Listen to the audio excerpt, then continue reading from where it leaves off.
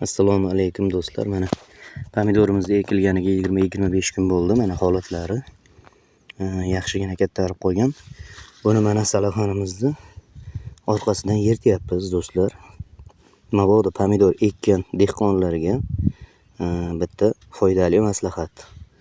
Bilganlar o'zi biladi. Mana shunday orqasi yirtiladi-da. Ko'chatlarimiz mana shu shaklda yotqiziladi mana. Buni ustiga bir ketmon turpoq tashlanadi. Mana bular hozir yotqizilayotgan jarayoni, kecha yotqizilgan pomidorlarning holatini men sizlarga ko'rsatib o'taman. Xo'p. Mana bu kecha yotqizilgan holat. Mana pomidorlarimiz ko'rgan bo'lsangiz, mana bir ketmon turpoq tashlab chiqqanmiz. Buni bitta afzallik tarafini aytib o'taman. Bu yerga yotqizilgan pomidor yana ildiz otadi.